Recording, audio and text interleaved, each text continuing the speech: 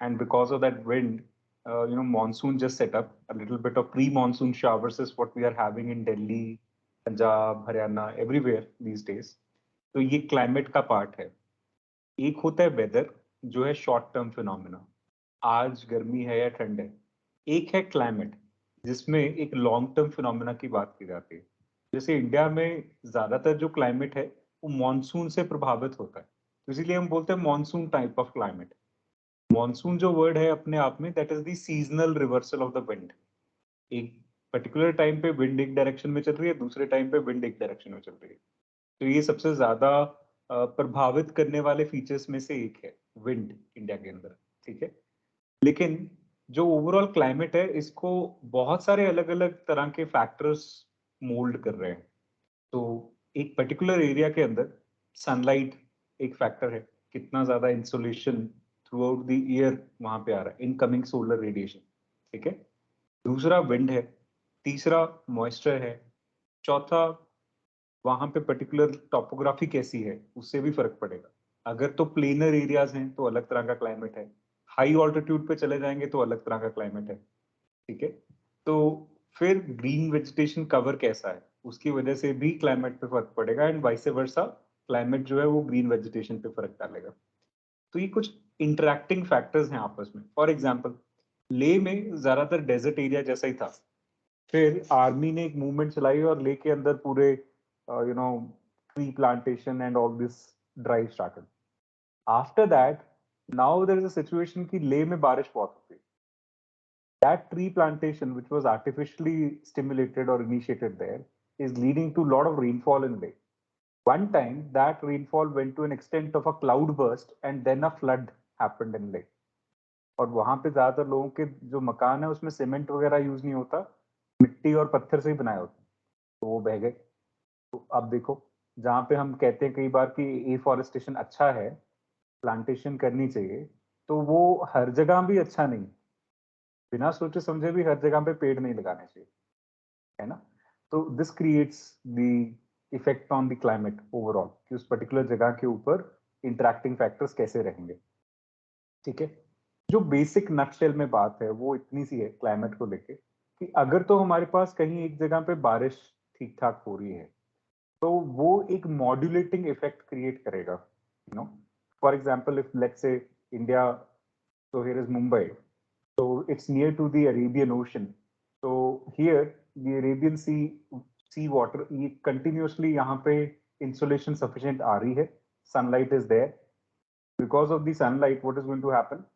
This water and land, दोनों का heat absorption rate different होगा ना. कौन सा जल्दी गर्म होगा, पानी या लैंड में से? Will the land get heated first or the water will get heated first? Land. Land. Yeah. So land will get heated first. It will be heated more than the water. So this is called differential heating. अब इसकी वजह से क्या होगा ना, जहां जहां पे हीट ज्यादा हो रही है, let's say this is heated, so this heated portion, इसके ऊपर का जो एटमोस्फेयर था, जितनी भी गैसेस थी एटमोस्फेयर के अंदर, ऑक्सीजन, नाइट्रोजन, एक्सेट्रा एक्सेट्रा, तो हवा जब गर्म होती है तो ऊपर जाती है, नीचे आती है? ऊपर. ऊपर जाएगी ना.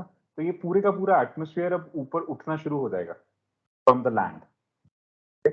Since it will go up, the pressure due to this atmosphere जो नीचे पड़ रहा था, that will go down. Heat की वजह से the entire atmosphere is shifting up. The pressure therefore which it was exerting on this ground will go down. So this is becoming a low pressure zone now. Okay. And this area will comparatively be cooler and the atmosphere will keep heading on this, है ना, ऊपर से उतना ही रहेगा जैसे था. तो comparatively ये हाई प्रेशर हो जाएगा और ये लो प्रेशर हो जाएगा. अब विंड्स कैसे चलती हैं, हाई टू लो या low to high? High pressure to low pressure always. ठीक है, इस वजह से अब जैसे कूलर में से हवा नहीं आती पानी के ऊपर निकल के, तो थोड़ा सा मॉड्यूलेटिंग इफेक्ट आता है ना. तो वैसे ही यहाँ पे सी के ऊपर से चल के हवा लैंड तक पहुंचेगी. Alright. And eight this point of time थोड़ी बहुत बारिश भी हो सकती है लैंड के ऊपर अगर उसमें मॉइस्चर सफिशिएंटली आ जाए तो। अभी अगर उल्टा देखें at the night time what is happening, तो डे टाइम का सिचुएशन हो गया। At the night time now sun is not there and the land will start losing heat, water will also start losing heat. जिस तरह से heat gain करने के time पे लैंड बहुत जल्दी जल्दी हीट गेन करता है, उसी तरह से लूज भी बड़ी जल्दी करता है ना? So land will lose heat faster than water again, ठीक है? So land will be cold and water will be warm. अब क्या होगा? जहां पे कोल्ड है उधर हाई प्रेशर और जहां पे वार्मर है कंपैरेटिवली उधर low pressure. So water is going to have a low pressure at night and land is going to have a high pressure at night. So wind will now start moving in this direction. ठीक है? From the land to the sea. इसको जो morning में चल रही थी इसको हम बोलते हैं सी ब्रीज, और जो इवनिंग में चल रही है या नाइट टाइम पे जो चलेगी उसको बोलते हैं लैंड ब्रीज। किसी भी विंड का नाम जहां से आ रही हो, जहां से ओरिजिनेट कर रही हो, उसके बेसिस पे पड़ता है। Very simple. ये सी से आ रही थी टूवर्ड्स लैंड, सो सी ब्रीज। ये लैंड से सी की तरफ आ रही है तो लैंड ब्रीज, ठीक है? Now this is something that is happening in one day, daily, day and night diurnal aspect है। So this is something we are discussing the weather, not the climate. Although this is going to be the weather on this land for a long period of time, यही चलता रहेगा, कुछ खास फर्क इसमें आता नहीं, क्योंकि जो सनलाइट है वो भी उतना ही आता रहता है थ्रू आउट द ईयर, क्योंकि इसका जो पोजीशन है वो ऐसा है ना? तो ये over a period of time this weather becomes the climate. Yeah what is happening when we say कि इसमें कुछ खास फर्क नहीं पड़ रहा, सारा साल वैसे सा ही टेम्परेचर रहता है, वो क्यों रहता है? What is the reason for that कि सनलाइट रोज उसी तरह से आ रही है इस पोजीशन के ऊपर और उसी तरह से जा रही है? That is affected by something called as latitude.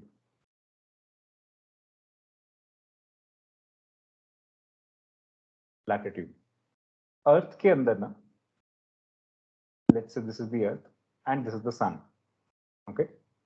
Now this is the equator of the earth, this is the tropic of Cancer, the tropic of Capricorn, ठीक है? तो इनको हम बोलते हैं ट्रॉपिकल एरियाज। ये वाला यहां से यहां तक और यहां से यहां तक, in between this is the equator. This is Tropic of Cancer, this is the Tropic of Capricorn. Okay, तो जो सन की रेज हैं वो, although it is slanted a little bit, 23.5 degree, यहाँ पे थोड़ा सा फर्क है, सीधा नहीं होता, स्लैंटेड होगा। तो ये सन की रेज जो है ये इसके ऊपर पड़ेंगे, इस एरिया के ऊपर, पर्टिकुलर ट्रॉपिक ऑफ कैंसर और कैप्रिकॉर्न के ऊपर बहुत डायरेक्ट सन रेज रहते हैं। जो ये वाला एरिया है बाकी का, इसके ऊपर स्लैंटिंग रेज है। अब डायरेक्ट सन रेज वाला जो एरिया है ना, उसके ऊपर आपका टेम्परेचर या incoming solar radiation will be higher, इसको इंसोलेशन बोलते हैं, ठीक है? As compare to this area and this area, and this is the area where the insolation will remain quite a lot throughout the year. इस वजह से इस particular area में sufficient amount of sunlight is available throughout the year. Because this is available throughout the year, so आपका जो मोर और less tendency है temperature के अंदर जो इंक्रीज या डिक्रीज है वो वैसा सही रहेगा, बहुत ज्यादा फर्क यहाँ पे नहीं पड़ता, ठीक है? क्योंकि सन की पोजीशन अपेरेंटली वैसी सी ही रहती है through out the year. This is the situation of latitude. Let me show you how it actually looks like. Here it is.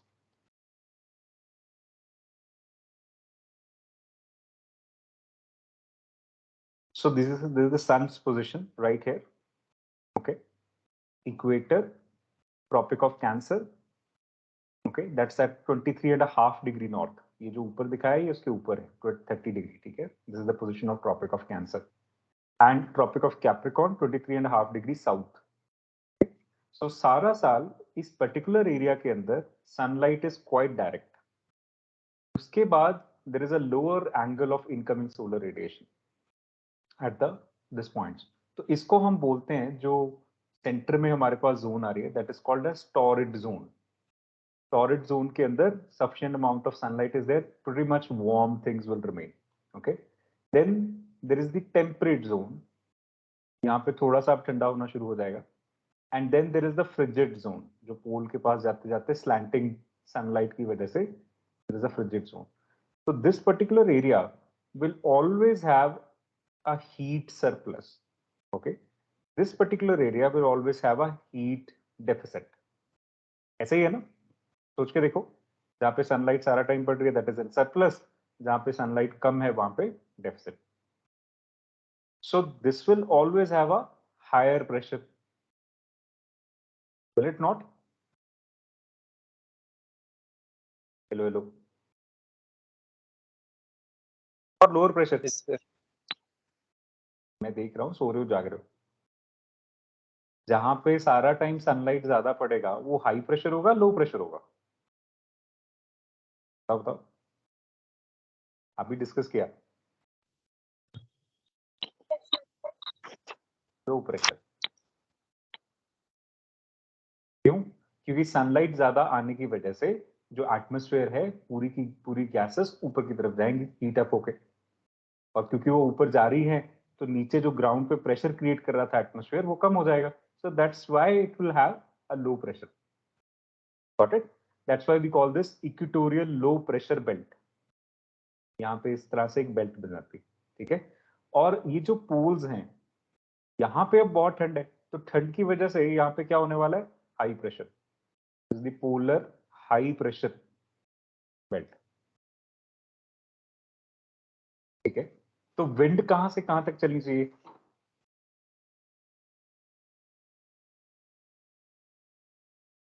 हाँ जी, Pole high to pressure to low equator. Pressure, high pressure to low pressure, या but wind ऐसे नहीं चलती। Wind बड़े अलग अलग factors है विंड के लिए। सिर्फ एक high pressure to low pressure अपने आप में एक फैक्टर है, लेकिन अर्थ के अंदर और भी बड़े सारे फैक्टर्स हैं जो विंड को डिफ्लेक्ट करते हैं। हमने एक चीज मालूम है that our planet earth, so it is going around sun, yes or no? It is revolving, it's called revolution around the sun. There is another motion of the earth that's called rotation. So earth is rotating about its own axis. भी घूम रहा है, yes or no? Hello hello. Yes, sir. There is a revolution around the sun and there is a rotation about its own axis. अभी ये revolution complete होता है करीब करीब 365 डेज में, ठीक है, जिसको आप बोलते हो साल। और ये रोटेशन कंप्लीट हो रहा है करीब करीब 24 आवर्स में। Fine. So this is another thing which is happening with the earth. Because of this rotation we are rotating west to east. Because of this rotation of the earth there is a centrifugal like thing going on with the earth also. That centrifugal like thing with the earth leads to something called as Coriolis force. Coriolis force. आप एक लट्टू याद है top? So if that is being rotating, that is the rotation of the earth. Now if you look at that top when it is rotating in west to east fashion, from the above, if you look at it from the above, then can you put a grain of sand on that lattu or that top? What is going to happen? That grain of sand will be pulled in this direction. Yes or no? Hello hello. अगर लट्टू ऐसे घूम रहा है इस direction के अंदर, ऊपर उसके एक ग्रेन ऑफ सैंड रखोगे तो उसका भी तो इसी तरह से मूवमेंट ट्रेस कर पाओगे ना। वो लट्टू उसको इस तरह की फोर्स प्रोवाइड कर रहा है, rotating force. Yes, it will rotate it towards the right. अब सोचो उस ग्रेन ऑफ सैंड के ऊपर कोई हवा चल रही है, तो वो हवा को भी तो इसी तरह से रोटेट कर रहा है। So Coriolis force in the northern hemisphere और southern hemisphere is basically we trying to cut the earth into two parts. इसको काट दिया जाए, इसको बोलते हैं नॉर्दर्न हेमिस्फीयर, इसको बोलते हैं सदर्न हेमिस्फीयर। तो यही टॉप है और ये रोटेट कर रहा है, ठीक है। तो ऊपर से जब ये इस तरह से रोटेट करेगा, मैं देख रहा हूं ऊपर से देखूंगा तो I am looking from here, so I see that it is rotating in this direction. Okay, so the wind will also be deflected towards the right. So wind is deflected to right. This is going to happen. अब अगर मैं नीचे से देखूंगा यहां से, motion अर्थ का तो वैसे ही चल रहा है। Now what is happening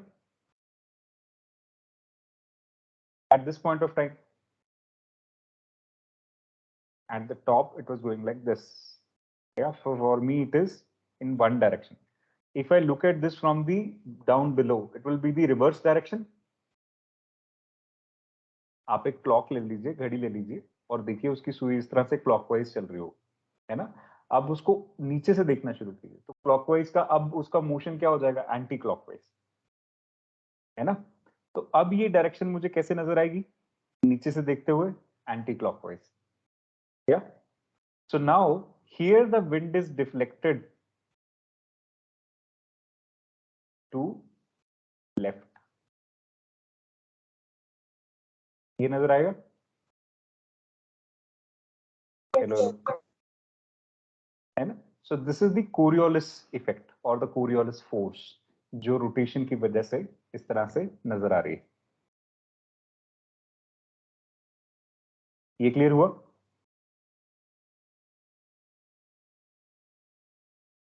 Hello, hello. Just take a rotating top. It's very easy. Nothing to be confused about. Here, let's say this is the rotating top. If I am rotating it in this fashion, so for you it is going in which manner right now? Is it clockwise or anti-clockwise? Tell me. Anti-clockwise. For me it is clockwise. Yes or no? मेरे को इधर से दिख रहा है, तो for me it is clockwise. Now if I go in this fashion, now for you it is clockwise, but for me it is anti-clockwise. Yes. So Coriolis Force is just we trying to place it in this fashion and looking it like this. Okay. So here it is in one direction. जब ऊपर से देखते हैं तो, नीचे से देखेंगे तो it's in the other direction. Simple. Same thing. समझ आ गया? Clear है? Yes, sir. Same thing is happening with the Earth also. Coriolis को ना इस वजह से फोर्स की बजाय इफेक्ट ज्यादा बोलते हैं कई बार ज्योग्राफी के अंदर, क्योंकि जहां से हम देख रहे हैं उस हिसाब से चेंज हो रहा है। अच्छा, और ये भी बोलते हैं कि at the equator it is zero, right at the equator there is no Coriolis effect, it will be zero. उसका कारण क्या है, क्योंकि वहां पे वो चेंज कर रहा है direction from clockwise to anti clockwise, ठीक है। So at that particular point it is zero and it will be maximum as you go towards the pole. वहां पे मोमेंटम की जनरेशन वहां से शुरू हो रही है, ठीक है। So this is the situation with the Coriolis effect और द कोरियोलिस फोर्स। चलिए, अभी दो फैक्टर हमें समझ आ गए कि एक तो सनलाइट कैसे आता है और दूसरा Coriolis force. High pressure low pressure तो हमें पहले से पता लग गया, ठीक है। अब आगे देखते हैं कि क्या क्या फैक्टर्स हैं जिनकी वजह से ये हमारे पास अलग अलग तरह के क्लाइमेटिक कंडीशंस क्रिएट हो रहे हैं। तीसरा अब क्या है ना कि ये जो हवा एक डायरेक्शन से दूसरी डायरेक्शन में चलेगी, तो इस हवा के साथ साथ बहुत कुछ हो रहा है। When the wind is blowing like this and there is water in the ocean, so the ocean water will also start moving in that direction. Yes or no? ऊपर का जो 200 मीटर का आसपास का पानी है ना, 200 मीटर गहराई तक का पानी, वो भी इस विंड के साथ साथ उस एक पर्टिकुलर डायरेक्शन में चलना शुरू हो जाता है, क्योंकि कंटिन्यूअसली विंड उस डायरेक्शन में चल रही है, ठीक है। This is particularly called as ocean current. Ocean current. अब ये ओशन करंट्स जब इक्वेटर के पास बनेंगे, यहाँ पे जिधर सनलाइट बहुत अच्छी है, तो डेफिनेटली वो वार्म करंट्स होंगे, क्योंकि ओशन के अब पानी यहाँ पे गर्म रहेगा, सनलाइट अच्छा खासा आ रहा है, तो ये वाले सारे सीज में आपको वार्म वाटर मिलेगा, ठीक है, somewhere around 26 to 28 degree Celsius. अगर यहाँ पे मैं ओशन का वाटर देखूंगा तो that will be cold, obviously, कि उधर सनलाइट उतना कम आ रहा है, ठीक बात है। तो these currents will be the warm currents and these currents will be the cold currents, those originating somewhere near the polar areas and those originating somewhere near the equatorial areas. So they will have different kind of temperature. अब ये wind और ocean currents, ये दो factors हैं जो मिलके heat budget को normalise करने की कोशिश कर रहे हैं। इधर हीट ज्यादा है, हमने पढ़ा था, और इधर डेफिसिट है। तो पानी और हवा, पानी कौन सा, जो समुद्र के अंदर पानी, ये दोनों मिलके ये हीट डिस्ट्रीब्यूशन का काम करते हैं, from the equator to the poles heat distribution करते रहेंगे, ठीक है। तो they are continuously trying to go around, but their going around is through many small small small small kind of equations, because अब जैसे यहाँ पे लैंड है, तो जो ओशियन वाटर है अब यहाँ से यहाँ तो जा नहीं सकता सीधा, तो थोड़ा सा यहाँ घूमता रहेगा, ठीक है ना। तो इस तरह से लैंड के फीचर्स की वजह से कह लीजिए, या अलग अलग विंड के फीचर्स की वजह से कह लीजिए, टॉपोग्राफी भी बहुत हद तक मैटर करेगी जब हम ये सारी चीजें समझने की कोशिश करेंगे। इन बिटवीन लैंड तो बहुत बड़ा एक फैक्टर प्ले करेगा, उसकी वजह से आपके जो पूरे के पूरे टेम्परेचर डिस्ट्रीब्यूशन है, पूरे का पूरा जो आपका एयर डिस्ट्रीब्यूशन है, सब कुछ चेंज होना शुरू होगा धीरे धीरे, ठीक है। Let me show you.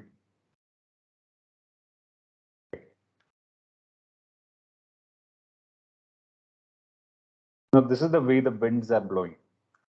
This red area here, imagine sun to be placed here. ये जो रेड एरिया है, यहाँ पे सबसे ज्यादा हीट है, ठीक है। अभी जो हमने कहा था कि हमारी विंड्स जो हैं, as they are coming in this direction, so they will be little bit deflected towards the right, yeah, Coriolis force, and these winds will be deflected towards the left.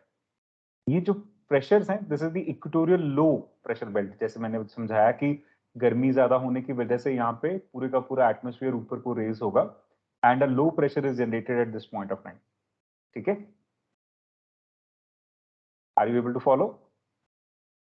So above this there is a सब tropical high pressure belt. अब ये क्यों बनते हैं? अब यहाँ पे जो गर्म हवा है, गर्म होने के बाद ऊपर उठ रही है, so it is rising up like this. As it rises up, the air will start losing temperature. As it loses temperature and is deflected under the Coriolis force, it will start sinking down. But now it will not come right here. यहीं पे वापस नहीं आ जाएगा, ये घूम के वापस आएगा at about 30 डिग्री नॉर्थ, यहाँ पे आके सेटल होना शुरू होगा, ठीक है। तो अब एटमॉस्फेयर यहाँ से तो उठ रहा है, so therefore here it is the low pressure area.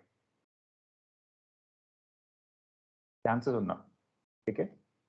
इधर उठ रहा है तो इधर लो प्रेशर एरिया है, इधर नीचे सिंक कर रहा है एटमॉस्फेयर, तो इधर हाई प्रेशर एरिया है, ठीक है। Same thing is happening here also on this end, high pressure, low pressure. This particular cell is formed in the upper atmosphere, this is called as Hadley cell. ये 0 degree equator से शुरू होते हुए 30 degree north तक हवा जो है वो इस तरह से घूम रही है अर्थ के अंदर, ऊपर के एटमॉस्फेयर में, and this rotation is creating a particular cell. This is called Hadley cell. Understood? This Hadley cell, क्योंकि यहाँ पे हवा नीचे की तरफ धस रही है, तो इधर एक बेल्ट क्रिएट करता है 30 डिग्री नॉर्थ पे, this called as sub tropical high pressure belt. Okay, this is not tropic of cancer. Tropic of cancer किसको बोलते हैं? 23.5 डिग्री नॉर्थ लैटिट्यूड। जो इस तरह की लाइंस अर्थ के ऊपर है इनको बोलते हैं लैटिट्यूड, और जो इस तरह की लाइंस है इनको बोलते हैं लॉन्गिट्यूड। ठीक है। लैटिट्यूड से बेसिकली टेम्परेचर क्लाइमेट का पता चलेगा, लॉन्गिट्यूड से टाइम का पता चलेगा। we'll come to that, it's very basic.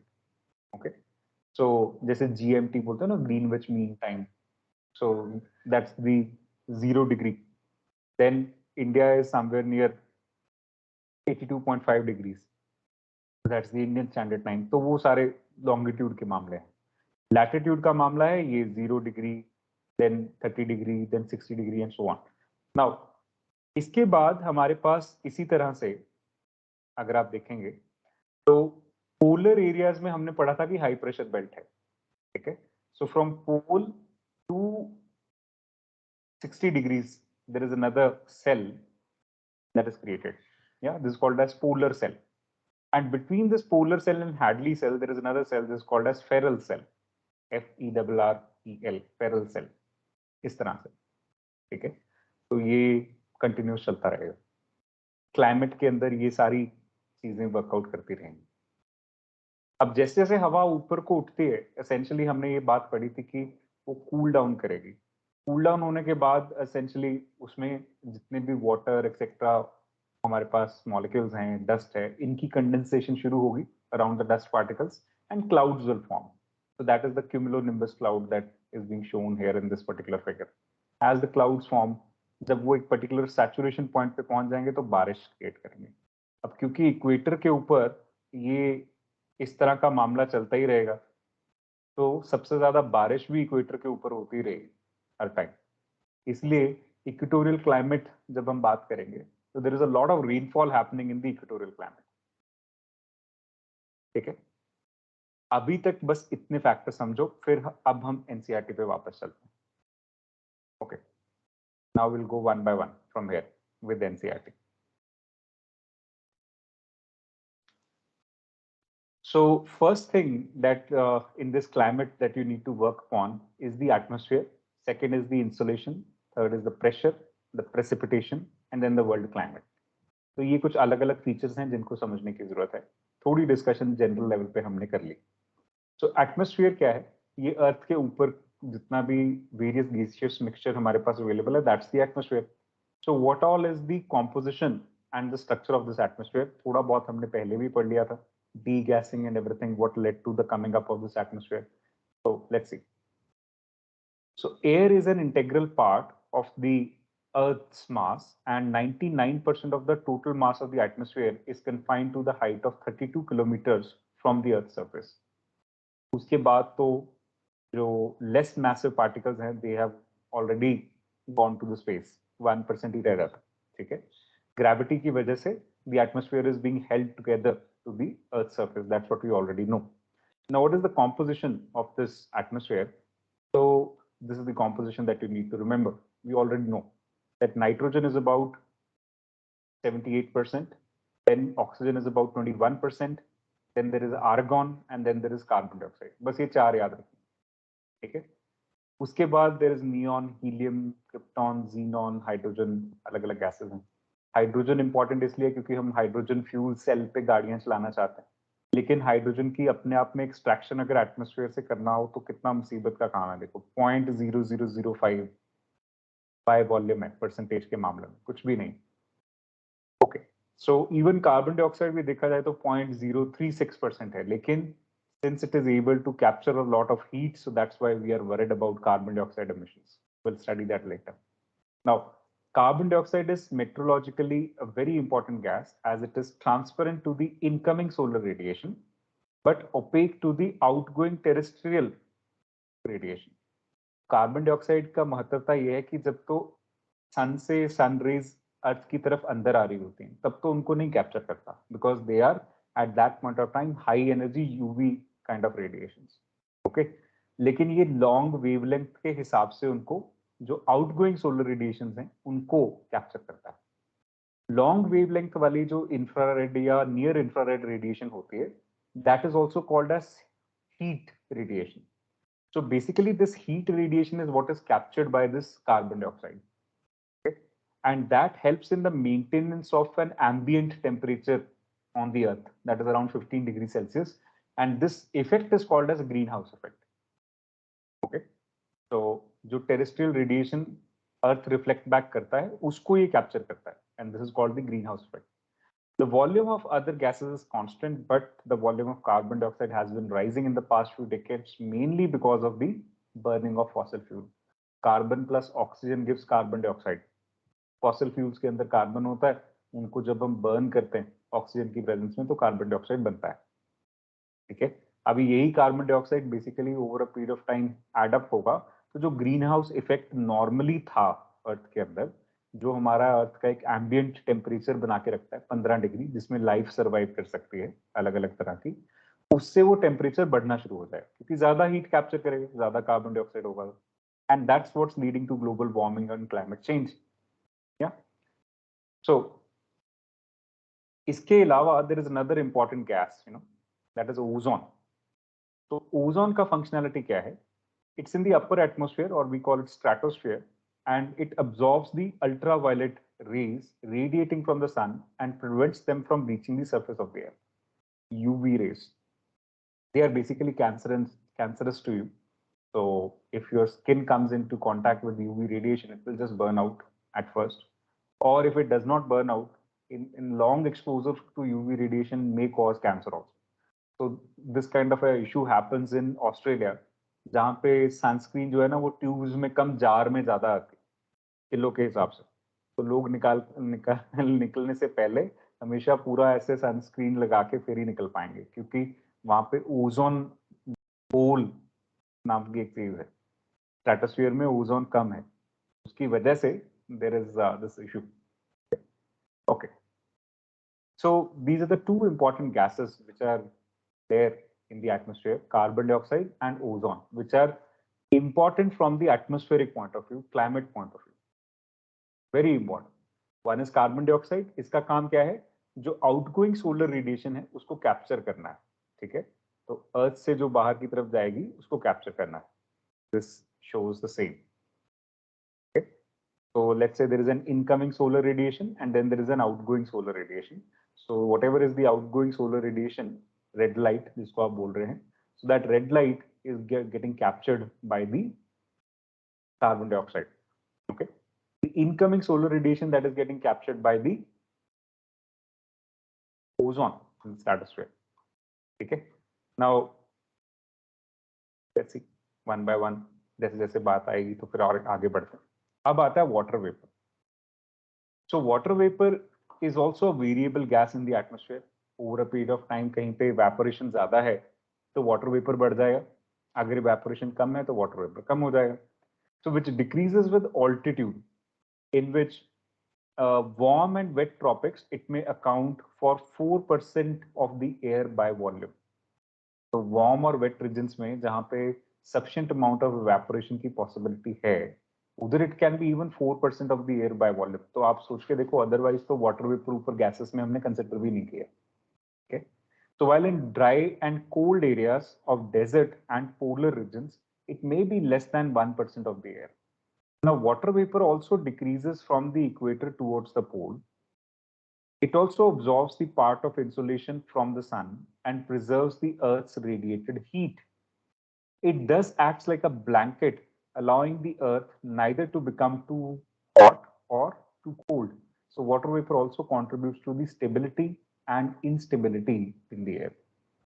Try and understand how this absorption is happening. A little bit towards the class 10th chemistry I'm going to take you. You heard of bonding between the elements? So there is carbon, oxygen, oxygen. This is carbon dioxide. Okay, if I say water, so it looks like this: oxygen, hydrogen, hydrogen, and this bond is like this, half bond. This is H2O, and there is this two unpaired electrons on the top, called bent structure. Anyhow, then if I look at methane, so it is CH, H, single bond hydrogen, single bond hydrogen, single bond hydrogen. This is combinedly called as CH4. This is methane. Okay, this is carbon dioxide. This is water. Now this is the various bonding structures. Okay, class 10th में थोड़ा बहुत पढ़ा होगा ऐसा। अभी जब हम बोलते हैं कि ये एनर्जी बीच में अब्सॉर्ब कर रहा है या रेडिएट करता है, सबका मतलब क्या है? ओजोन, उसको भी देख लेते हैं, O3। So there are 3 oxygens. How are they attached to each other like this? So there's a double bond, there's a double bond. So that's how they are attached to each other. Okay. And it's a very unstable kind of a molecule, and it keeps breaking and remaking itself. So this will continuously, from ozone, it will become oxygen. From oxygen, it will again become ozone. Oxygen, unbonded oxygen, इस तरह से रहेगा, ठीक है? तो ये continuously इस तरह से चलता रहा। अभी why they are absorbing or not absorbing a particular radiation? See, there is this double bond or a single bond. This kind of a structure is there, no? ऐसे ही nitrogen होगा तो there is N triple bond N, nitrogen. Okay. General understanding is this in chemistry, that if there is a single bond, then it is easier to break. 2 bonds, a little bit difficult to break. 3 bonds, very difficult to break. The energy will keep increasing for these bonds to break. This is the one thing. Okay. Second thing is that every bond has a certain energy with or energy region within which it can absorb radiation. Okay. Within which it can absorb radiation. Now, this absorption of radiation, मतलब उसका कुछ limit है, उसके बाद ही वो bond टूटेगा. That is up to the limit at which that bond will break. Like for example, you start heating glass. अब वो ग्लास ठीक है, थोड़ी देर तक वो हीट ले लेगा, लेकिन उसके बाद वो टूट जाएगा, इट विल क्रैक, ऐसा no? But it is not that कि moment you bring the fire close to the glass it will break, ऐसा तो नहीं है. धीरे धीरे धीरे धीरे it will gain temperature, then it will get to a temperature which it is not bearing at, and then it will break. That's what happens. Hello hello. Yes, sir. So now all the radiation, that the sun is throwing at you, incoming solar radiation, that is made out of, ultraviolet, visible, and infrared. These are the main radiations that you have. Okay. इसके बाद भी और भी हैं, X-rays, gamma rays, बहुत कुछ है, ठीक है. अभी ये जो रेडिएशन है, this is high frequency. Okay, this is low frequency. Radiation के 2 चीजें होती हैं रेडिएशन के अंदर. देयर इज आइदर फ्रीक्वेंसी और देयर इज वेवलेंथ. क्योंकि ये जो हम रेडिएशन बोलते हैं ना, इसको बोलते हैं इलेक्ट्रोमैग्नेटिक रेडिएशन. सुना हुआ है? आपके मोबाइल फोन में से भी निकलता है electromagnetic rays. Yeah so now this electromagnetic rays, they go like this, in this fashion. Okay. Now, if the amount of radiations, amount of this crusts and troughs एक particular region के अंदर कितने ज्यादा हैं, that will determine its frequency. How many time it is going like this between 2 points. And this particular point, between one crest and one trough, ये जो length है, this is called the wavelength. Okay. How much distance does it travel before it goes like this? This is the wavelength. Now, if the frequency is high, this is something that we relate with energy. The energy of the wavelength will be high. If the wavelength is high, then this is something we correlate with distance, that this is how far it can travel. जैसे अभी आप 3G से 4G पे गए, 4G से 5G पे जा रहे हो टेलीफोन के चक्कर में, है ना? अभी ये टेलीकम्युनिकेशन में हो क्या रहा है? 3G से 4G से 5G फ्रीक्वेंसी बढ़ रहा है, हायर एनर्जी स्पेक्ट्रम की तरफ जा रहे हैं.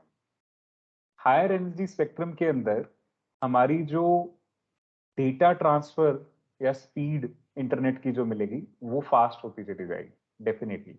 लेकिन नंबर ऑफ टावर्स जो आपके घर के आसपास लगने हैं वो भी बढ़ते चले जाएंगे। क्यों? क्योंकि हायर एनर्जी पे जो वेव थी वो उतना लंबा ट्रैवल नहीं कर पाएगी जितना वो पहले कर रही थी।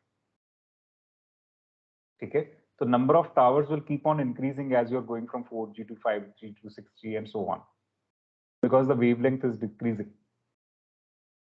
Got this? तो जो इसका सिंबल होता है दैट इज न्यू, इसका सिंबल होता है लैम्डा। ओके, तो हम हमेशा ये बोलते हैं nu is inversely proportional to lambda, frequency is inversely proportional to wavelength. ये समझ आया? दोबारा समझाऊं? Aryan, Shruti, do you understand? Yes sir. ठीक है, भावना समझ आ रहा है? फ्रीक्वेंसी वेवलेंथ हाँ लेते हैं। Yes, sir. हम क्या लेते हैं? ठीक है, जहां पे कभी कोई दिक्कत आए तो फिर तो आप पूछ सकते हो, कोई ऐसी टेंशन नहीं है। ठीक है, now why did I talk about this frequency and wavelength? Let's come to that. So if UV is a very high energy at this point of time, then this high energy, if it comes into contact with your skin, what is going to happen? It is going to break the atomic structure of your skin, and at that point of time you will have something like cancer. Okay, so therefore UV rays, X rays, gamma rays, in सब के exposure से हम बचने की कोशिश करते हैं, the very high energy rays. Okay, now this one, the low frequency or low energy rays, they are the heat generating rays. Infrared radiation, जैसे एक बार वो रेड सा लैंप लेके स्पोर्ट्स में थेरेपी नहीं करते हीट क्रिएट करके, सो इंफ्रारेड के बेसिस पे होती है हायर रेडिएशन। ठीक है, even in your heating elements generally जो हीटर यूज होते हैं गर्मियों के सर्दियों के अंदर, तो उसमें भी आईआर रेडिएशन यूज करते हैं। ठीक है, so now this particular fellow UV radiation, we want it to get absorbed, and this molecule has an energy similar to UV radiation, so therefore it is able to absorb it. इस bond की energy इस UV radiation के साथ similarity रखते हैं, इस वजह से ये यूवी रेडिएशन अब्सॉर्ब करता है और ये नहीं करता। आईआर वाला जो रेडिएशन है इसकी एनर्जी कार्बन डाइऑक्साइड और वाटर के बॉन्ड के हिसाब से है, उसके आसपास फॉल करती है, तो इस वजह से ये वाले बॉन्ड्स आईआर रेडिएशन अब्सॉर्ब करते हैं। तो हर बॉन्ड की कुछ एक अपनी एनर्जी है। ठीक है, तो वो भी अपने आसपास की एनर्जी के वेवलेंथ को या इलेक्ट्रोमैग्नेटिक रेडिएशन को अब्सॉर्ब कर पाता है। ठीक है, कई बार हम किसी से मिलते हैं तो ऐसा नहीं लगता यार अपनी फ्रीक्वेंसी मैच कर रही है, हम बात आराम से कर पा रहे हैं, so those people will end up becoming good friends. So here also remember it like this, so their frequency is matching, therefore they are able to absorb this particular frequency and not the other frequency. So molecules like water, molecules like carbon dioxide, molecules like sulfur hexafluoride, chlorofluorocarbons, hydrochlorofluorocarbons, so many others, so they will be able to absorb a certain amount of radiation, and then that radiation is going to play a role in maintaining the heat budget around the earth. Okay, this is the situation. So ये जो सारी gases हैं हमारे environment के अंदर, तो ये अलग अलग layers में है। ओजोन तो स्ट्रेटोस्फीयर में है, तो जब स्ट्रेटोस्फीयर से नीचे आएगा तो यूवी रेडिएशन इधर ही अब्सॉर्ब हो जाएगा। अभी आगे आ रहा है विजिबल प्लस आईआर, ये आ रहा है। अभी अर्थ में पहले ये हिट करेगा, फिर उसके बाद रिफ्लेक्ट करेगा वापस। ठीक है, रिफ्लेक्ट करते टाइम जो आईआर रेडिएशन वापस जा रही थी, अब इसको वाटर वेपर और कार्बन डाइऑक्साइड, ये दो मेन एजेंट्स हैं जो इसको कैप्चर करते हैं। जब ये इसको कैप्चर करेंगे तो इनका टेम्परेचर बढ़ेगा।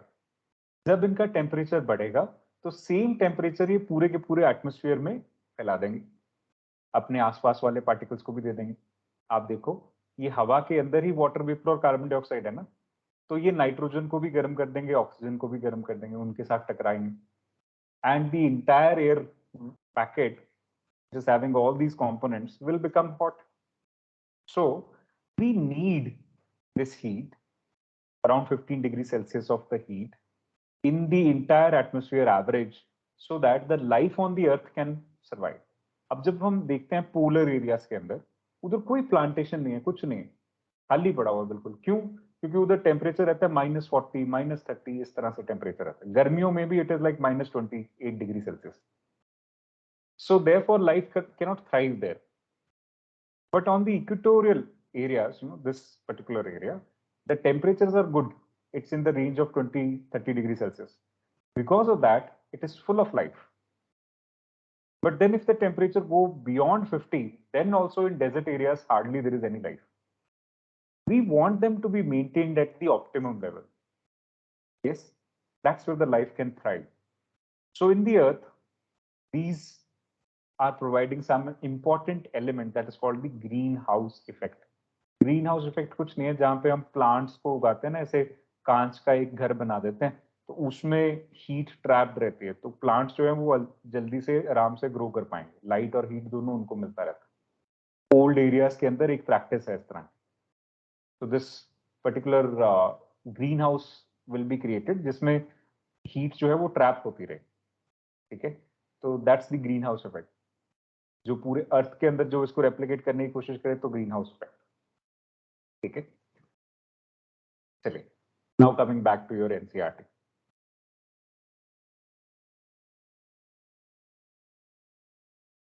Okay, now the next feature in the atmosphere is the dust particles. What are they doing? So atmosphere has a sufficient capacity to keep small solid particles which may originate from different sources including sea salts, fine soils, smoke ash, pollen, dust, disintegrated particles of meteors, etc. So dust particle कहीं से भी आ सकते हैं. ठीक है? So they are generally concentrated in the lower layers of the atmosphere, yet convectional air currents may transport them to great heights. तो धीरे धीरे हवा के साथ साथ वो भी ऊपर उठ सकते हैं. हमने पढ़ा था ना अभी जब हम सेल्स की डिस्कशन कर रहे थे कि इक्वेटर पे हवा गर्म होगी फिर ऊपर को उठेगी, तो उनके साथ साथ डस्ट पार्टिकल भी ऊपर उठ जाते हैं. The higher concentration of dust particle is found in the subtropical and temperate regions due to dry winds in comparison to the equatorial and polar region. तो जितनी ज्यादा मॉइस्चर होगा उतना डस्ट पार्टिकल कम उठ पाएंगे ऊपर. कारण क्या है? Moisture will bind upon the dust particle, make it heavier and help it settle down. आप सूखी मिट्टी को फूंक मार के देखिए और गीली मिट्टी को फूंक मार के देखिए, कौन सा उड़ेगा? सूखी मिट्टी उड़ेगा. The dry dust will be flying off more. Yes or no? So moisture जब ज्यादा हो जाएगा हवा के अंदर, which is there at the equatorial region or at the polar region, so there this thing is going to settle down a little bit. Now dust and salt particles act as hygroscopic nuclei. Hygroscopic nuclei कहने का मतलब है water loving.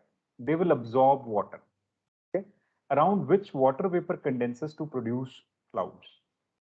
जितना dust particle होंगे उतना cloud formation को help करेंगे.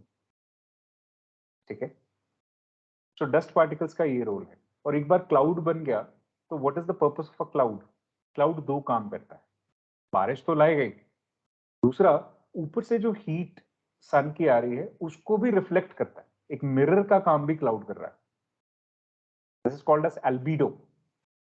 एल्बीडो is essentially a particular area of the ground working like a mirror. So albedo of snow is very high. It will keep reflecting the sunlight away. Albedo of a dense forest will be comparatively low. It will try and absorb more radiation and reflect less. So it's a ratio between the absorbed and the reflected radiation. So in that case, we say albedo of the snow is highest. वो reflect करता रहता है. ऐसी cloud का भी काम है. आप देखते हो ना जब बादल छा जाते हैं किसी दिन, थोड़ी गर्मी कम हो जाती है आजकल. तो उसका कारण क्या है? कि डस्ट पार्टिकल्स की वजह से ऐसे बन गया, आंधी चली, डस्ट पार्टिकल ऊपर उठ गए, क्लाउड्स बने, बारिश हो गई. Now the temperature is brought to a relieving point. Yeah now structure of the atmosphere. How does the atmosphere actually look like? So this is the structure on the right side. So There is a troposphere, there is a stratosphere, there is a mesosphere and there is a thermosphere. अलग अलग हमारे पास layers में atmosphere है, ठीक है। ये layers का बनने का कारण क्या है? जो heavy gases होंगे वो अर्थ की ग्रेविटी की या पुल की वजह से closer to earth settle down हो जाएंगे, फिर उसके बाद थोड़े से लाइटर, फिर उसके बाद थोड़े से लाइटर, फिर उसके बाद थोड़े से लाइटर, इस तरह से चलेगा ना। Hello hello, yes sir. Yes, sir. Gravity के अंदर हमने सिंपल सा एक फिनोमेना पढ़ा था कि डिस्टेंस के साथ साथ ग्रेविटी की फोर्स कम होती जाती है। G is equal to m1 m2 by r square, ये फॉर्मूला है ग्रेविटी का। तो जितना ज्यादा डिस्टेंस बढ़ता जाएगा ग्रेविटी कम होती जाएगी। यहाँ पे भी ऐसा ही कुछ सिचुएशन है। तो यहाँ अर्थ के आसपास की जो लेयर है अप टिल अबाउट 18 किलोमीटर, ठीक है, so that is called the troposphere from the ground up. यहाँ पे ज्यादातर कॉन्सेंट्रेशन है गैसेस की। उसके बाद it will start keep getting rare and rare and rare. Okay, let's see. The atmosphere consists of different layers of varying density and temperature. Density is highest near the Earth's surface and decreases with increasing altitude. The column of atmosphere is divided into 5 different layers depending upon the temperature conditions. So they are troposphere, stratosphere, mesosphere, ionosphere and exosphere. तो यहाँ पे हमारे पास mesosphere के बाद दो और हैं, ionosphere and exosphere, वो यहाँ दिखाया नहीं। Now, troposphere is the lowest layer or lowermost layer. The average height is 13 kilometer, roughly 8 kilometer near the poles and 18 kilometer near the equator. ऐसा क्यों? आपको याद है अर्थ की जो शेप है वो परफेक्ट सर्कल नहीं है। There is something called polar flattening. तो एक बॉल ले लीजिए और ऊपर नीचे से ऐसे प्रेस कर दीजिए, that is the shape of the earth, polar flattening. और you can think of an orange, yeah. Now due to that what is going to happen, जो एटमॉस्फेयर है उसकी भी शेप वैसी ही है, इक्वेटर पे बल्ज होगा और पोल पे थोड़ा सा नीचे होगा। So thickness of the troposphere is greatest at the equator because heat is transported to great heights by strong convection currents. This layer contains dust particle and water vapor.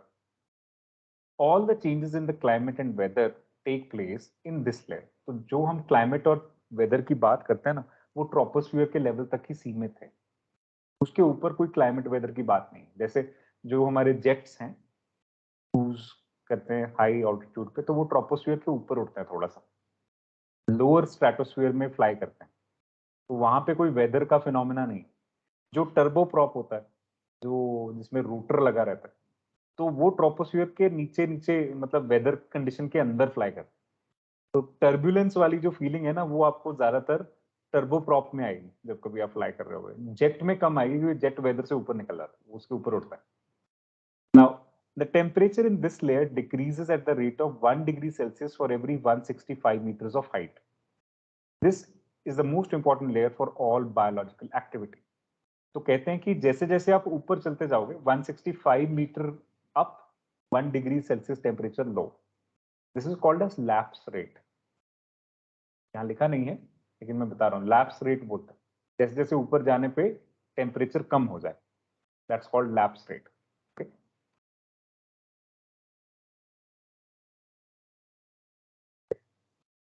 Now, the zone separating the troposphere from the stratosphere is called tropopause. कभी भी ना atmosphere के अंदर abrupt change नहीं आता। In fact पूरे nature के अंदर कहीं पे भी अब्रप्ट चेंज नहीं आता। There is something in between which is a transition zone, and then after that there is a change.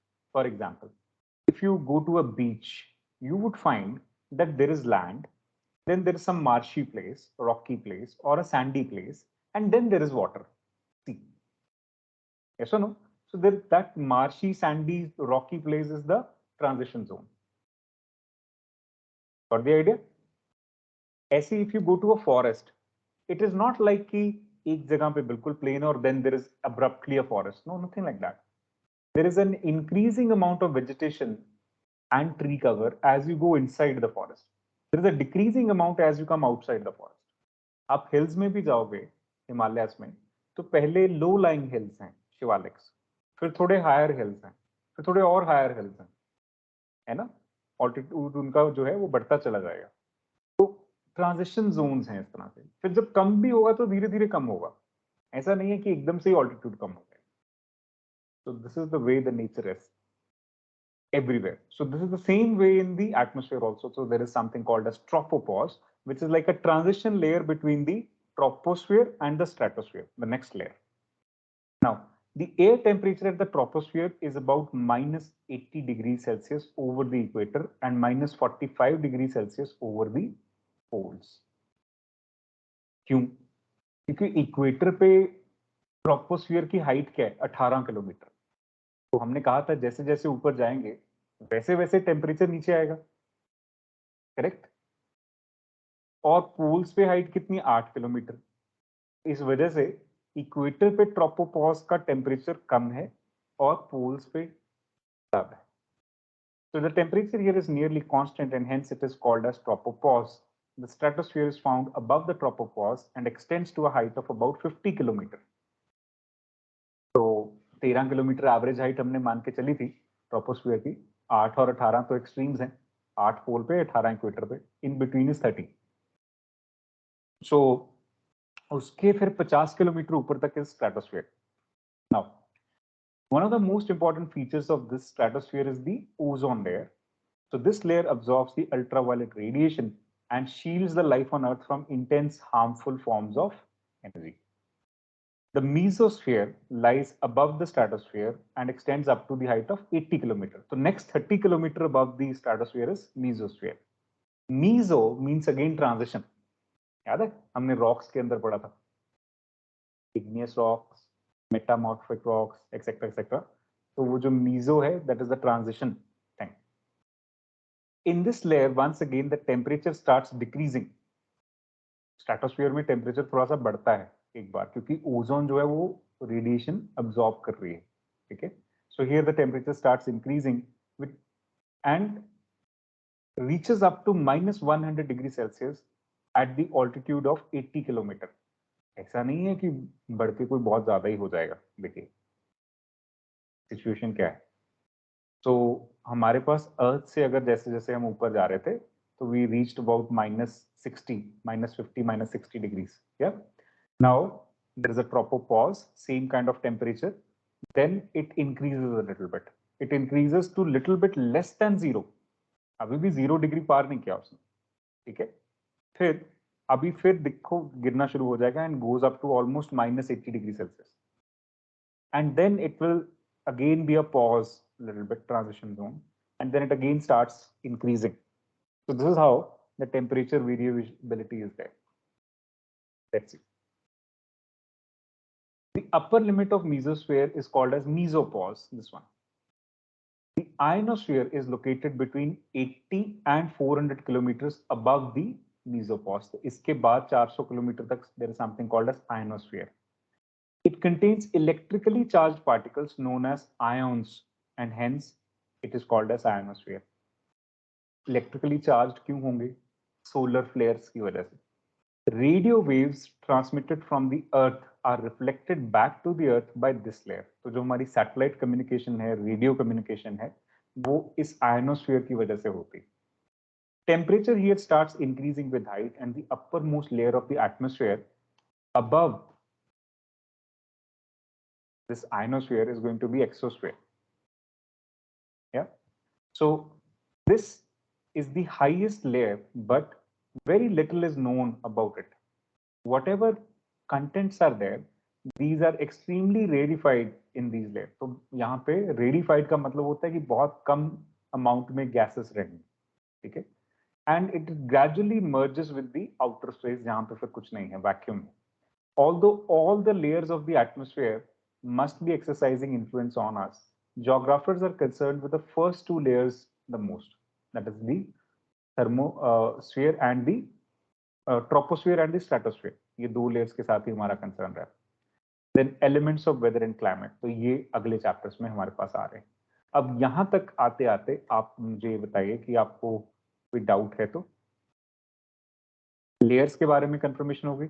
There's troposphere, stratosphere, mesosphere, thermosphere. इस तरह से चलता है.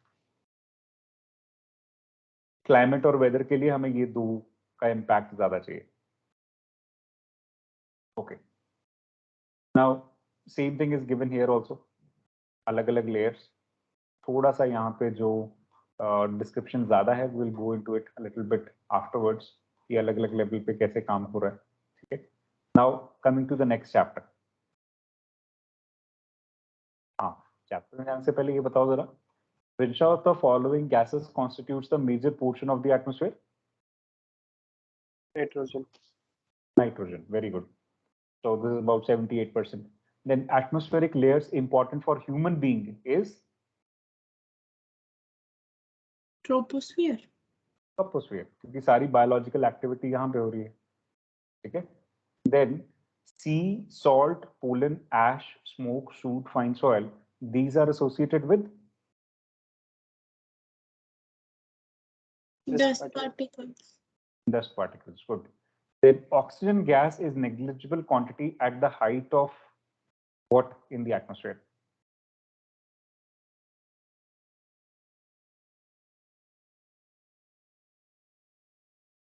Anji. Even at 90 kilometer, you're not going to find much of oxygen, no? So उसके देखो, stratosphere is up to 80 kilometer. So in stratosphere, oxygen to ozone थोड़ा बहुत conversion चल रहा है. उसके beyond तो मिलेगा ही नहीं, तो फिर 150 तक जाने की जरूरत नहीं है. 90 kilometer is going to be your answer. Now, which one of the following gases is transparent to incoming solar radiation and opaque? Opaque मतलब absorbing to outgoing terrestrial radiation. Carbon dioxide. Very good. That's it. ये ऐसी question उठा के UPSC में डाल देते, फिर बच्चे सोचते हैं पता नहीं कहाँ से क्वेश्चन आया था. कुछ नहीं, यूपीएससी में एज इट इज सिंपल से सिंपल क्वेश्चन पूछते हैं. वो लोग पीएचडी करने तक चले जाते हैं. वो ज्योग्राफी में पीएचडी वाली किताबें पढ़ के ज्यादा खुश रहते हैं. उनको लगता है हमने कंपटीशन में पता नहीं क्या उखाड़ना. ऐसा नहीं है. The paper is general studies. Try and remain general in your approach. जितना आप स्पेशलाइजेशन से बचोगे उतना ठीक रहोगे, उतनी जल्दी पेपर क्लियर हो जाएगा इनफैक्ट, ठीक है? Okay, now the solar radiation, heat balance and temperature. ये कुछ वो है जिसकी मैं पहले बात कर रहा था कि कहाँ पे कितना सनलाइट अवेलेबिलिटी है, उस हिसाब से क्या इम्पैक्ट पड़ेगा. So do you feel the air around you? Do you know that we live at the bottom of a huge pile of air? We inhale and exhale, but we feel the air when it is in motion. It means air in motion is wind. You have already learned about the fact that the earth is surrounded by the air all around. And this envelope of the air is atmosphere, which is composed of numerous gases. These gases support life over the earth's surface. The earth receives almost all of its energy from the sun, and the earth is in turn radiates back to space the energy received from the sun. As a result, the earth neither warms up nor does it get cooled over a period of time. Thus, the amount of heat received by different parts of the earth is not the same. This variation causes pressure differences in the atmosphere. कहीं पे ज़्यादा, कहीं पे कम heat. This leads to transfer of heat from one region to other by the winds. This chapter explains the process of heating and cooling of the atmosphere and the resultant temperature distribution over the Earth's surface, जिसकी हमने सबसे पहले आज lecture की शुरुआत में बात की. So let's understand solar radiation. So the Earth's surface receives most of its energy from short wavelength. So short wavelength matlab high frequency. The energy received by the Earth is known as incoming solar radiation, in short, insolation. Okay. As the Earth is a geoid resembling a sphere, geoid means the shape. The sun's rays fall obliquely at the top of the atmosphere, and the Earth intercepts a very small portion of the sun's energy. On an average, Earth receives 1.94 calories per square centimeter per minute at top of its atmosphere. तो हमें जो incoming solar radiation है वो है कितना, ये वाली value याद रखने की जरूरत है. आजकल सोलर पैनल्स बहुत चल रहे हैं ना, तो उनके लिए इफेक्टिव चीज है. The solar output received at the top of the atmosphere varies slightly in a year due to variation in the distance between the Earth and the Sun. जब Earth is going around the Sun, revolving around the Sun, तो उसमें भी हमारा जो elliptical path जो है वो clear Eclipse नहीं है, एक साइड से वो पास में है और एक साइड से थोड़ा सा दूर है. It's called perihelion and aphelion. Heard of that? It's like this. Sun is placed here and the earth is going around in this way. So when it is at a higher area or higher distance from the sun, and here it will be closer to the sun as it is going around the sun. ठीक है? तो इस वजह से भी incoming solar radiation का फर्क पड़ेगा ना, पास में जाएंगे तो ज्यादा पड़ेगा इनकमिंग सोलर रेडिएशन. ठीक हो गया? आगे जाके आएगा एनसीईआरटी के अंदर भी, बट अभी के लिए just have an understanding. So here it is. The solar output received at the top of the atmosphere varies slightly in the year due to the variations in the distance between the Earth and the Sun. During its revolution around the Sun, the Earth is farthest from the Sun on 4th of July. This is called as aphelion. On 3rd January, the Earth is nearest to the Sun. So this is called as perihelion. So there is a aphelion, perihelion. Aphelion farthest, the closest, farthest from the sun, 4th of July. आपको सोचने में ऐसा लग सकता है यार जुलाई में तो बड़ी गर्मी होती है, तो यहाँ तो पास में होना चाहिए था. ऐसा नहीं. That depends upon कि आपके अर्थ का कौन सा ऐसा हिस्सा है जो directly expose to sun at that point of time. 4th of जुलाई को अभी जब आएगा तो ऑस्ट्रेलिया में गर्मी की बजाय ठंड होगी.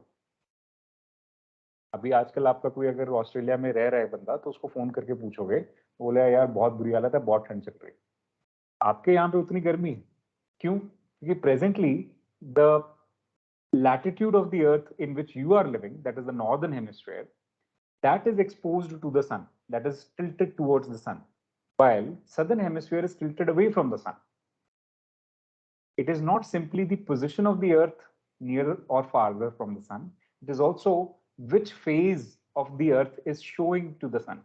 अभी धूप और छांव याद करो, जब धूप में जाके खड़े होगे तो गर्मी ज्यादा लगेगी, छांव में रहोगे तो थोड़ी गर्मी कम लगेगी.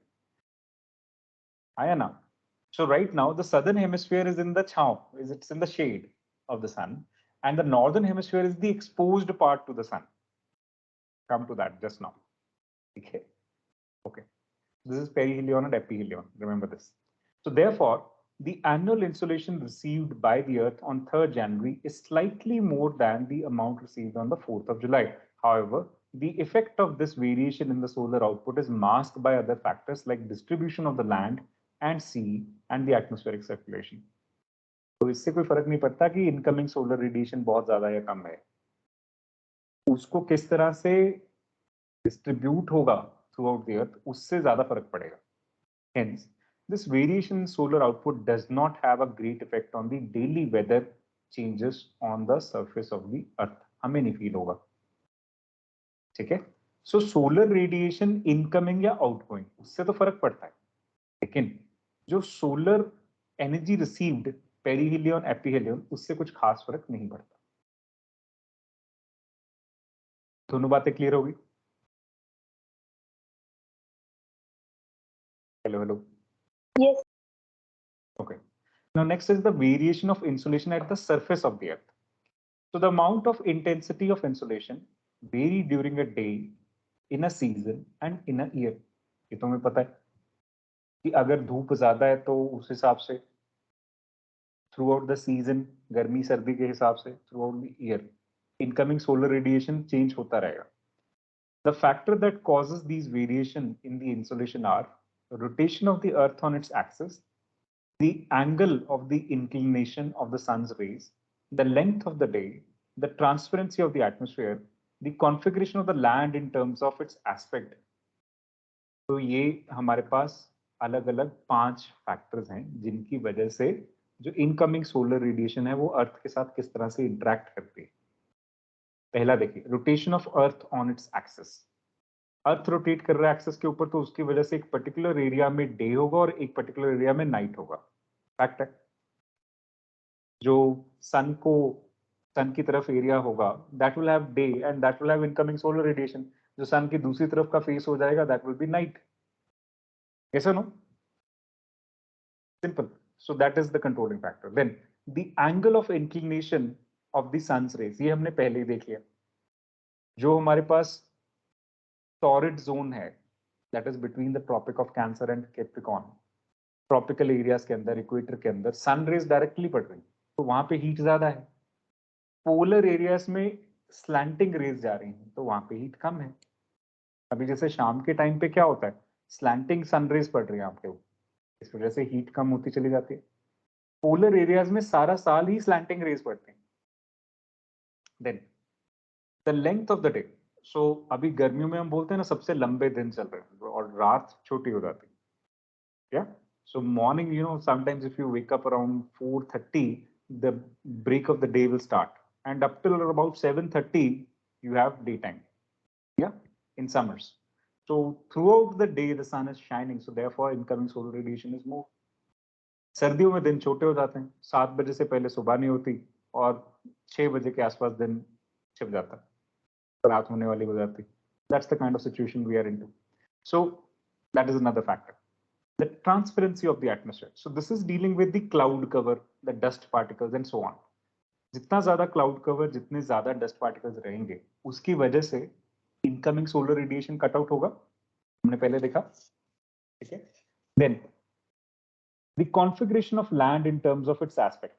So this is basically, let's say there is mountain. So if you are living in the shaded region of the mountain, तो आपको ज्यादा धूप नहीं लगेगी, छांव वाले एरिया में रहोगे तो ठंड रहेगी. अगर आप एक्सपोज्ड सन की तरफ एक्सपोज्ड एरिया में रहोगे तो वहां गर्मी रहेगी. That's like this. So what kind of a topography you are into, that will also result into a lot. Now the fact that the Earth's axis makes an angle of 66.5 degrees with the plane of its orbit around the sun has a great influence on the amount of insolation received in the different latitudes. Note the variation in the duration of the day at different latitudes on solstice given in table 9.1. So let me show you a solstice first, then we can talk about it.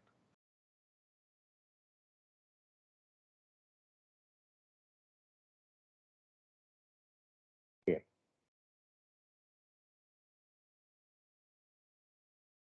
So this is the sun going around, Earth going around the sun. Okay. So this is the summer solstice. This is the winter solstice. This is called the spring equinox, and this is called the autumn equinox. Equinox means the length of day and night is same. This is the situation when Earth की rotation axis के ऊपर sun rays directly पड़ रहे हैं. ठीक है. Solstice के time पे क्या हो रहा है? Summer solstice के टाइम पे जो Tropic of Cancer है, वो directly face करता है sun को. Tropic of Cancer is in the north, so it is directly facing the sun. Let me take this image to the drawing board and then we can discuss it better there. In a moment.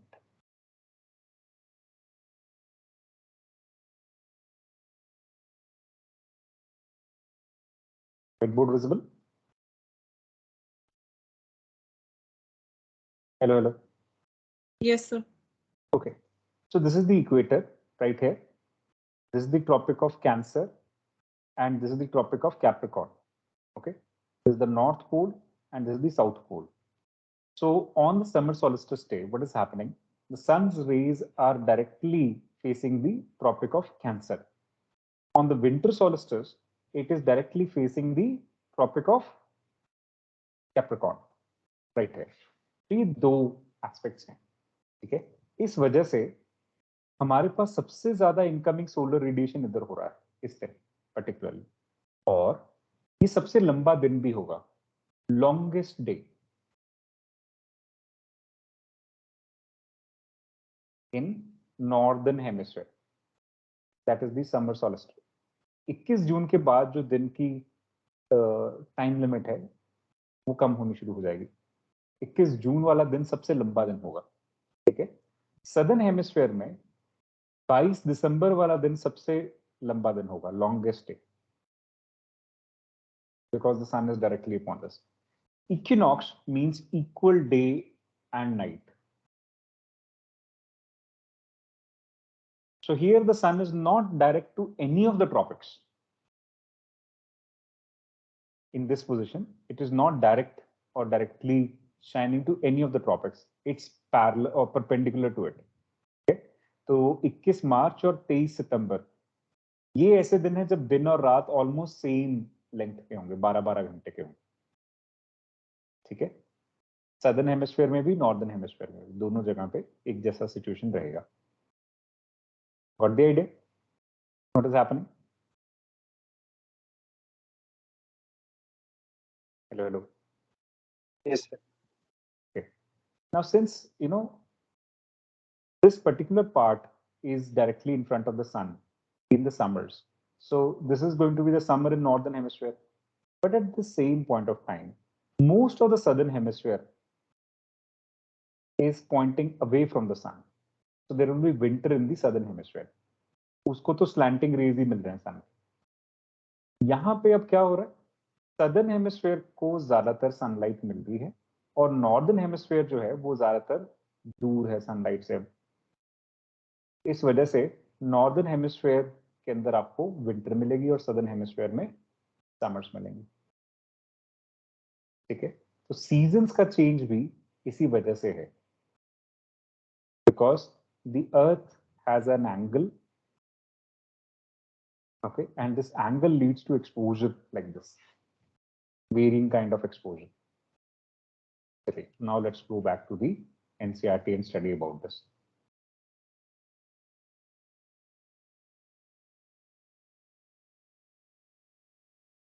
The second factor that determines the amount of insolation received is the angle of inclination of the rays. This depends upon the latitude of the place. The higher the latitude, the less is the angle they make with the surface of the earth, resulting in the slanting rays. जैसे polar areas में slanting raise आएंगी, equatorial areas में direct rays आएंगी. Okay. If more area is covered, the energy gets distributed and net energy received per unit area decreases. However, the slant rays are required to pass through greater depth of the atmosphere, resulting in more absorption, scattering, and diffusion. So the one that is reaching the Earth's surface will be lowered. Okay. So this is the situation. So these are the sun's rays coming from this direction. उसी figure का अभी ये थोड़ा सा रूपांतरित version. ठीक है, अभी क्या हो रहा है, जो ट्रॉपिक ऑफ कैंसर है, that is almost direct this place. Yeah, so therefore it is getting a hot summer at this point of time, and this southern hemisphere is largely in the shaded zone during this period, so this is going to have less. Moreover, अब ये जो slanted part है इधर वाले area में slanting rays पहुंचेंगी, तो slanting rays को ज्यादा टाइम एटमॉस्फेयर से निकल के आना पड़ेगा, तो वो absorb हो जाएंगे. ठीक है, then the atmosphere is largely transparent to the shortwave solar radiation. The incoming solar radiation passes through the atmosphere before striking the Earth's surface. Within troposphere, water vapor, ozone, and other gases absorb much of the near-infrared radiation. Very small suspended particles in the troposphere scatter visible spectrum both to the space and towards the Earth's surface. This process adds color to the sky. The red color of the rising and the setting sun and the blue color of the entire day, okay, the blue color of the sky are result of scattering of light within the atmosphere. It's called Tyndall effect. जो particles हैं ना, dust particles in the air, so they scatter the light. This light scattering leads to the twilight जो आपको orange color sky मिलता है या फिर जो throughout the day blue sky मिलता है, उसका कारण ये scattering ही है. Okay, this is the scattering. So this scattering leads to the blue or red color of the sky. Okay. So what happens is, if you look at this shirt, it appears slightly, very light bluish to you. Why it is looking light bluish to you is it's absorbing every other color but reflecting light blue. That's the situation. Okay. It's not actually the color of this fabric. The color of this fabric is absorbing everything else, but reflecting light blue. Okay. So if this is black, then that means it is absorbing everything, every color, and not reflecting any color. Then it appears to be black. If something appears white, then it is reflecting every color and not absorbing any color. That's white. Okay. तो इस तरह से हमारा जो spectrum है ना, हम उसको बोलते हैं it has VIBGYOR the 7 colours, violet, indigo, blue, green, yellow, orange, red. तो जो कलर दिख रहा है actually that is what is reflected. बाकी के सारे कलर्स वो अब्सॉर्ब करके बैठे. ठीक है. तो यहाँ पे भी जो स्कैटर्ड पार्टिकल्स हैं ये बेसिकली क्या कर रहे हैं, ब्लू दिख रहा है. क्यों? क्योंकि बाकी सब अब्सॉर्ब कर लिया. मॉर्निंग या इवनिंग में रेड दिख रहा है क्योंकि स्लैंटिंग रेज आ रहा था. तो उस स्लैंटिंग की वजह से स्कैटरिंग डिफरेंट है और डायरेक्ट सनलाइट के टाइम पे स्कैटरिंग डिफरेंट है. ठीक है. Okay. Now special distribution of insulation at the earth surface. तो हमारे यहाँ पे अर्थ सरफेस पे, लेट्स से इक्वेटर पे, पोल्स पे, किस तरह से ये इंसुलेशन डिस्ट्रीब्यूट होगा. So the insulation received at the surface varies from about 320 watt per meter square in the tropics to about 70 watt per meter square in the poles.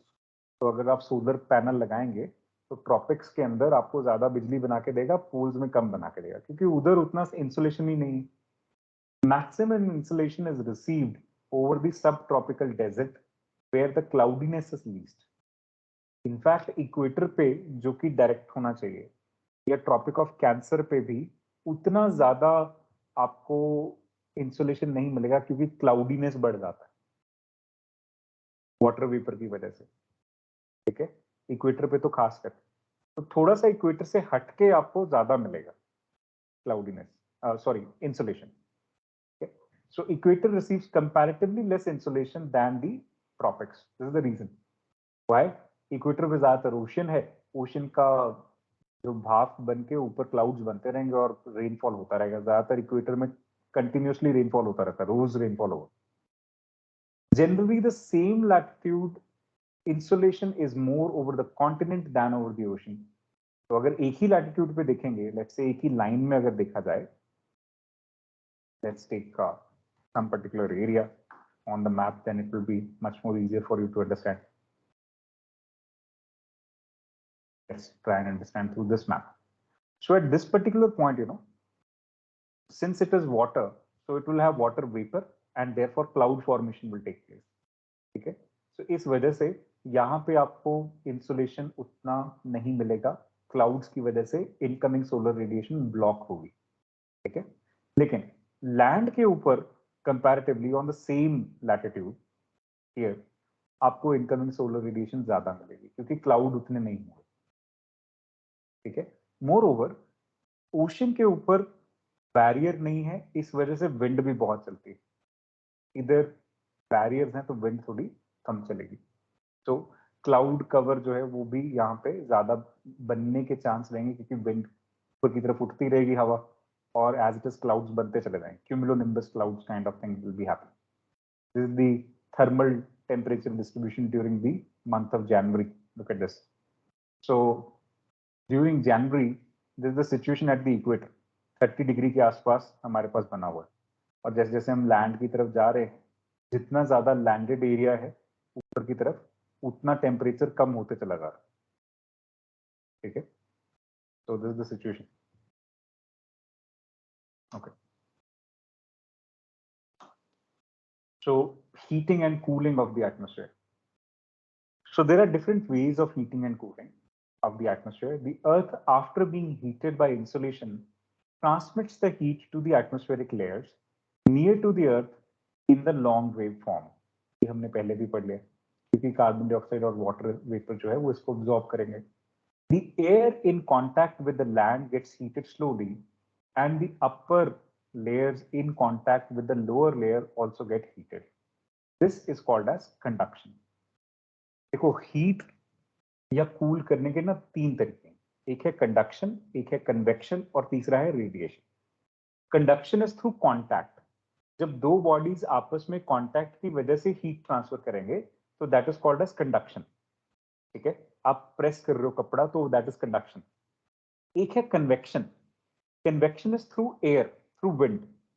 तो heater से गर्म हवा आ रही है और आपको गर्मी लग रही है, या एसी से ठंडी हवा आ रही है और आपको ठंड लग रही है, this is convection. Radiation is through electromagnetic waves. So for example, infrared radiation is being thrown upon your shoulder and it will start feeling hot from the inside. Today we have laser weapons and they are also based upon radiation only.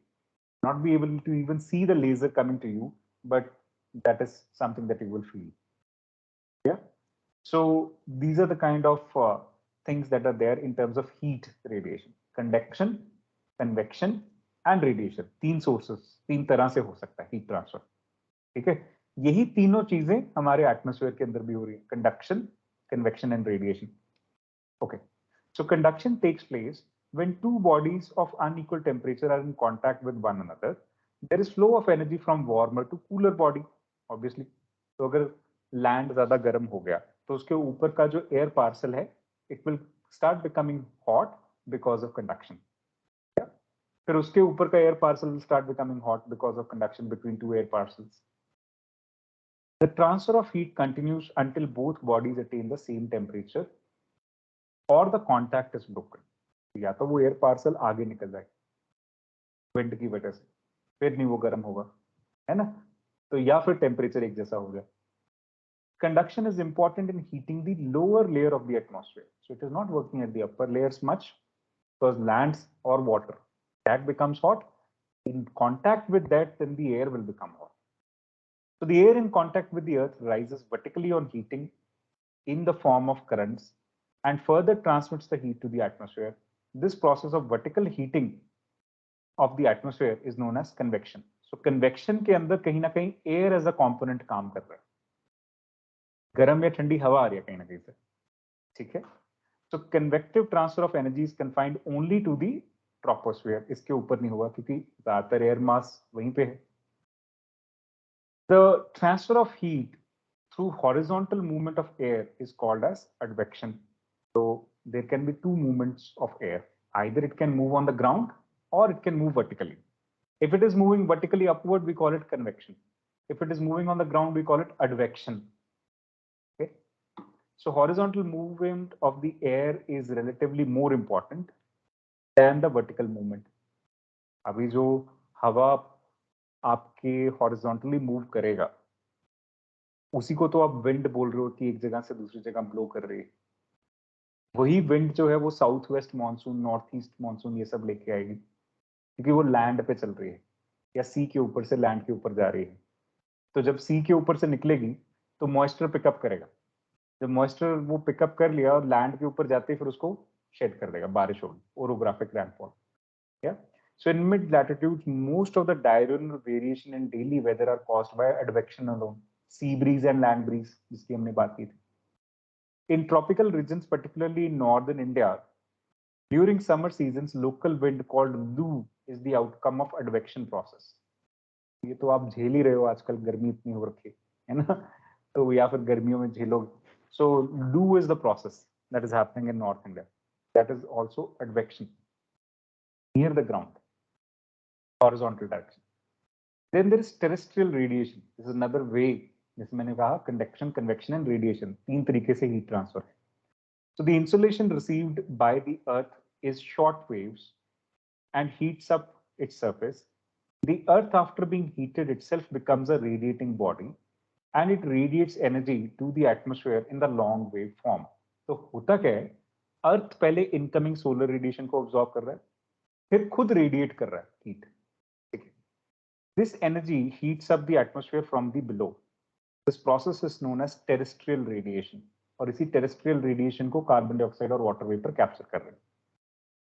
So this is absorbed by the atmospheric gases, particularly carbon dioxide and other greenhouse gases.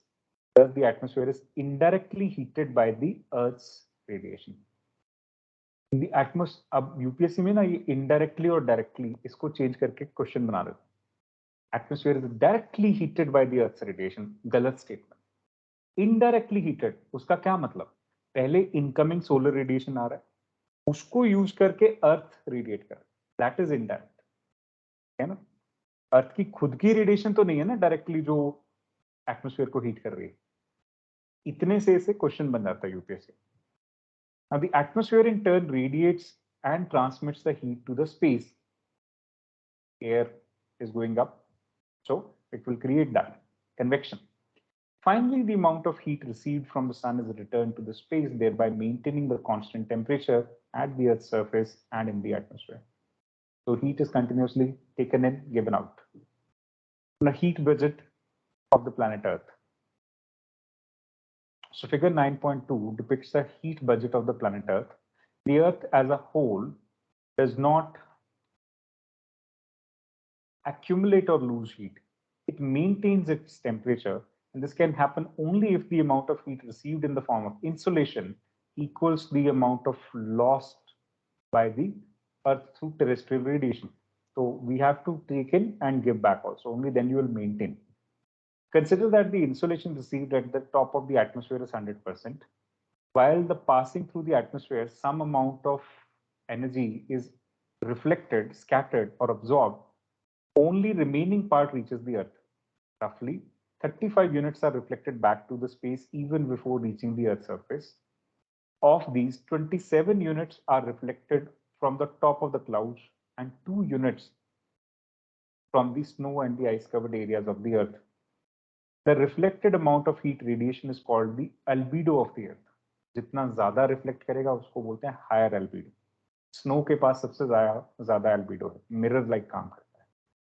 जितना dark होगा black soil, तो वो सबसे कम albedo होगा क्योंकि वो absorb करेगा।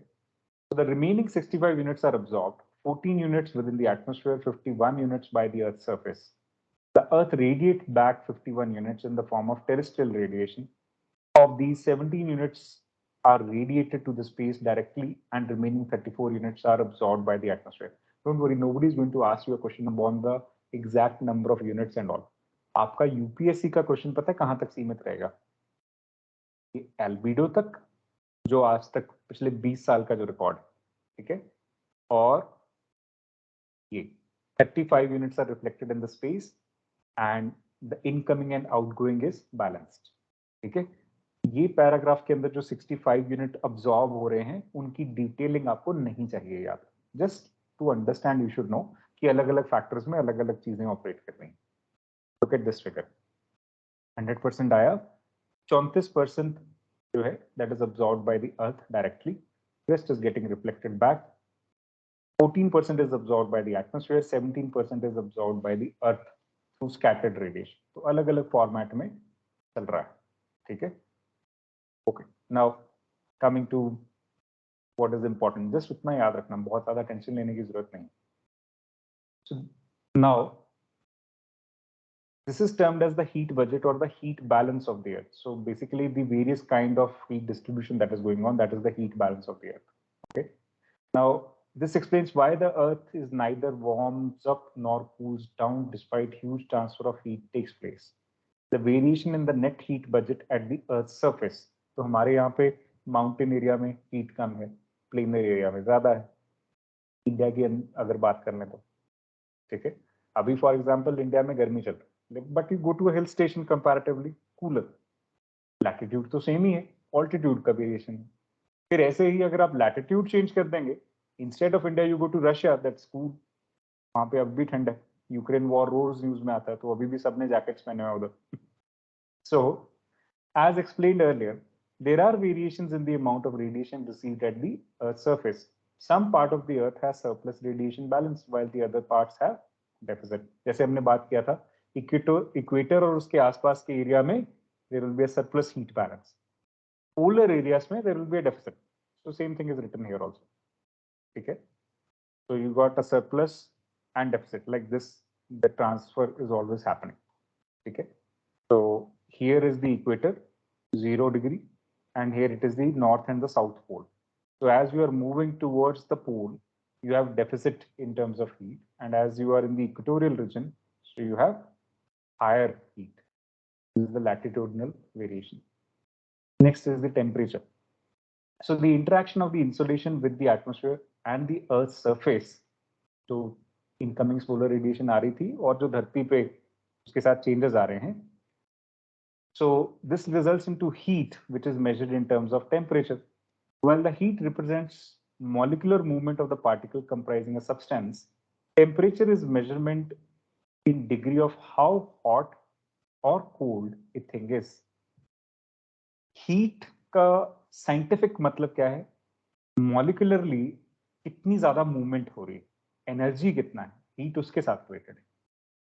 Temperature उस एनर्जी की मेजरमेंट है इन टर्म्स ऑफ हॉटनेस और कोल्डनेस.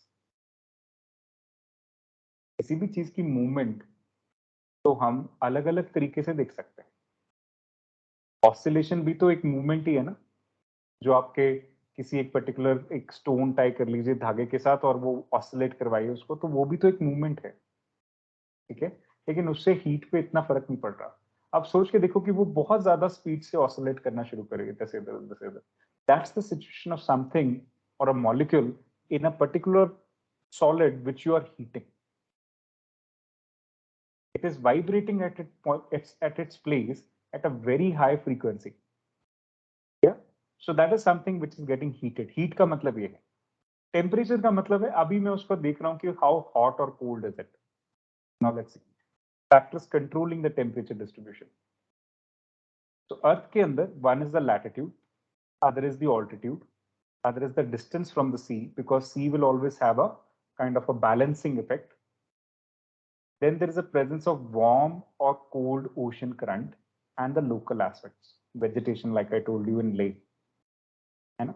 तो ये सारे एस्पेक्ट्स हैं जिनकी वजह से टेम्परेचर पे इम्पैक्ट पड़ेगा. प्रीलिम्स में सीधा ही क्वेश्चन पूछ लेते हैं, which of the following will influence the temperature of the air. So latitude, तो हमने पता कि इक्वेटर के आसपास टेम्परेचर ज्यादा होगा इंसोलेशन के बेसिस पे और पोल्स के पास कम होगा. तो लैटिट्यूड तो सिंपल है. ऑल्टीट्यूड, सो हमें ये पता है कि जैसे जैसे हम ऊपर जाएंगे वैसे वैसे टेम्परेचर कम हो रहा है 6.5 डिग्री सेल्सियस पर 1000 metre.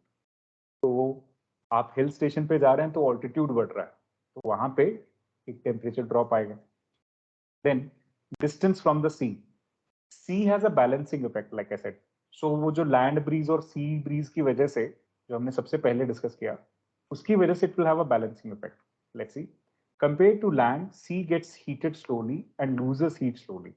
Land heats up and cools down quickly. Therefore, variation in temperature over the sea is less compared to land. Okay, the places situated near to the sea come under the moderating influence of the sea and land breezes, which moderates the temperature. वहां पे continuously एक cooler से जैसे हवा नहीं चलती रहती, तो वैसे ही सी ब्रीज आएगा, फिर ऐसे ही लैंड ब्रीज आएगा, तो वो बैलेंस होता रहता है. Which has a balancing effect. Then air mass and ocean current.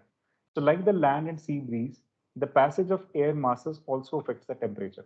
जैसे हम बोलते हैं सर्दियों में पंजाब, हरियाणा, वेस्टर्न यूपी, दिल्ली, इन सब जगह पे बारिश होती है और बारिश की वजह से टेम्परेचर कई बार और नीचे गिरता है और बहुत ज्यादा ठंड हो जाती है. That is western disturbances.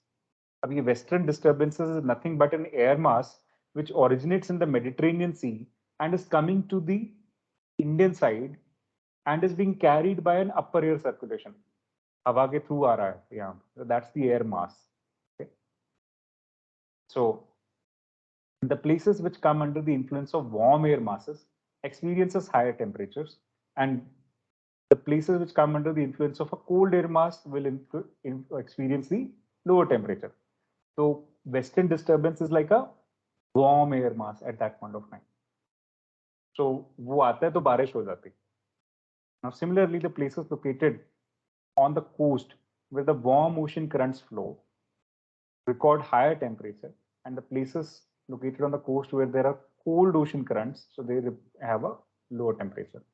तो आपके आसपास से जो ओशन करंट जिसकी हमने पहले बात की कि ऊपर का 200 मीटर का हिस्सा जो है ओशन का, वो भी विंड के साथ साथ ब्लो करता है. तो इक्वेटर की विंड वार्म है, ओशन भी वार्म है, तो वार्म करंट. पोल्स के अंदर पानी भी ठंडा है, विंड भी ठंडा है, तो वहां पे कोल्ड करंट है. तो वो जिस कॉन्टिनेंट के आसपास से जाएगा उस हिसाब से उस कॉन्टिनेंट के ऊपर टेम्परेचर डिस्ट्रीब्यूशन पे भी इम्पैक्ट डालेगा. Will study that. Okay, then Distribution of temperature. The global distribution of temperature can be understood by studying the temperature distribution in January and July. ये दो contrasting aspects हैं. The temperature distribution is generally shown on the map with the help of isotherms. They are the lines joining places having equal temperature. इतनी definition prelims में पूछी गई थी. ठीक है, दो places जिसका temperature equal हो उनको जोड़ने वाली line को बोलते हैं isotherm. But ये straight line नहीं है, देखो ऐसे हैं isotherm, घुमावदार से. कहने का मतलब ये हुआ कि चाहे सन की रेस तो यहाँ पे पड़ रही है तो ये सारी लाइन में एक जैसा ही होना चाहिए था, बट नहीं, इन बिटवीन बड़े सारे फीचर्स हैं जिनकी वजह से ये इस तरह से. Let's try and understand. So in general, the effect of latitude on the temperature is well pronounced on the map. ऐसा तो पता चल रहा है कि जैसे जैसे नॉर्थ की तरफ जा रहे हैं टूवर्ड्स पोल तो टेम्परेचर कम हो रहा है. That is there, but they are not straight lines. So let's see. And isotherms are generally parallel to the latitude. The deviation from this general trend is more pronounced in January than in July, especially in the northern hemisphere. अब ये तो जनवरी के isotherms हैं और जुलाई वाले भी देख लेते हैं.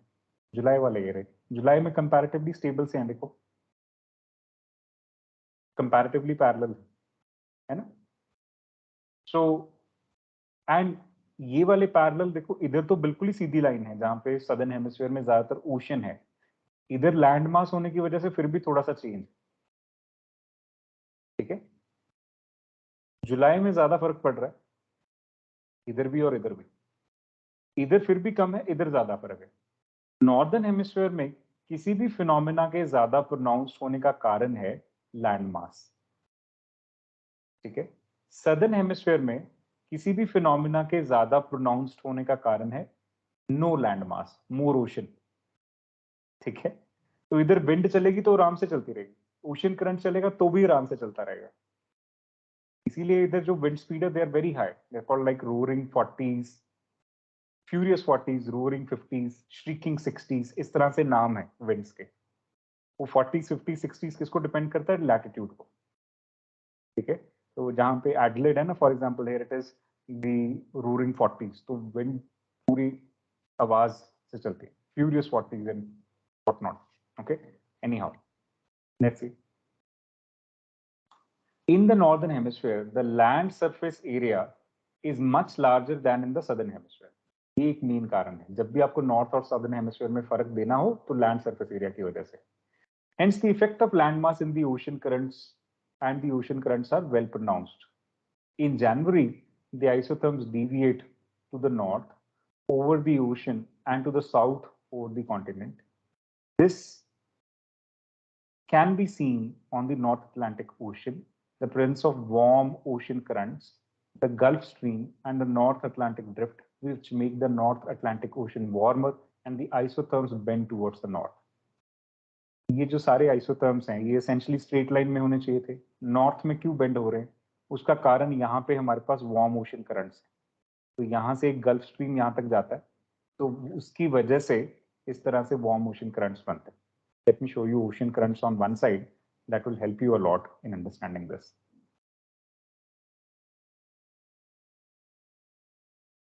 This is the ocean current also.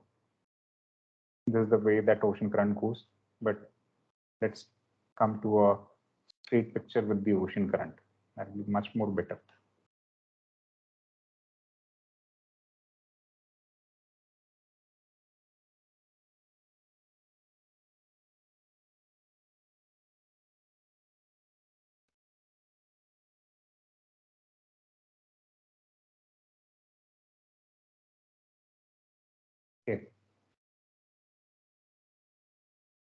तो एरिया आप देख रहे थे ना नॉर्थ में, अब नॉर्थ में ये ओशन करंट्स चल रहे हैं सारे. इक्वेटर से जो ओशन करंट जा रहे हैं जो आपको रेड नजर आ रहे हैं, they are the warm currents. Are you able to visualise? दिख रहे हैं मैप के अंदर? Hello hello. Yes, sir. So there is a lot of heat here.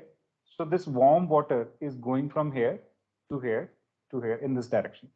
इस वजह से it will carry this warmth upward towards north. इसी वजह से आपका ये मैप इस वजह से ऐसे आ रहा है। यही वार्मथ की वजह से ये सारे आइसोथर्म्स भी तरह से नॉर्थवर्ड शिफ्ट कर रहे हैं। Very easy to understand now, ठीक है। इधर भी ये इस तरह से वार्म नीचे जा रहा है और कोल्ड ऊपर आ रहा है। These are the cold currents. Those originating from the polar areas are the cold currents. इधर ऊपर से भी देखो पोल से जो आ रहे हैं, they are the cold currents. ठीक है। So they will create the bends which are happening here. These are the cold currents. जो bends है ना, ये warm और cold current के साथ साथ इस तरह से ये deviate हो रहा है। Okay. Now coming back. Over the land, temperature decreases sharply and the isotherms bends towards the south. अब ये warming effect of the ocean current तो यहीं तक था ना जहां पे ओशन करंट है। जैसे ही आप लैंड पे जाओगे तो साथ ही फिर टेम्परेचर चेंज हो जाएगा, कोल्ड हो जाएगा। तो इस वजह से अभी ये एकदम से साउथवर्ड बेंड ले रहा है यहाँ पे, क्योंकि इधर वो जो वार्मिंग इफेक्ट था वो खत्म होता चला जा रहा। ठीक है। Then it is much pronounced in the Siberian plain. The mean temperature along 60 degree longitude is minus 20 degree Celsius, both at 80 degree north and 50 degree north latitude. तो सबसे ज्यादा ये हमें कहाँ देखने को मिलता है? साइबेरिया के अंदर देखने को मिलता है। ठीक है। This means monthly temperature of January is over 27 degree Celsius in the equatorial ocean and over 24 degree Celsius in tropics and 2 degree Celsius to 0 degree Celsius in the mid latitude and so on. तो कितना ज्यादा variance है जैसे जैसे हम ऊपर चलते चले जा रहे हैं, ये उसकी डिस्कशन और कुछ नहीं। ठीक है। सो ज्यादा ये इफेक्ट हमें क्यों मिल रहा है? ओशन करंट्स की वजह से। Warm ocean currents make the isotherms like this in the northern hemisphere and this is more pronounced in January as compare to in July. उस टाइम पे इतना ज्यादा प्रोनाउंस नहीं है, क्योंकि वहां पे तो वैसे भी जुलाई के अंदर क्या होना है, नॉर्दर्न हेमिस्फीयर के अंदर गर्मी होनी है ना, तो तब नहीं इतना प्रोनाउंस होता। फिर लैंड पे भी गर्मी है और ओशन में भी गर्मी है। ठीक है। ठंड के टाइम पे लैंड पे ठंड है, ओशन पे गर्मी। इस वजह से उस टाइम पे आइसोथर्म ज्यादा प्रोनाउंस्ड हो रहे थे। क्लियर हो गया? Hello hello. That is what is discussed here in the entirety. So go through this chapter, 2 chapters that we have covered today again at your own end. Whatever doubts you have, please do clarify with me. ठीक है। तो आज के लिए इतना ही, फिर आगे continue करेंगे। Thank you.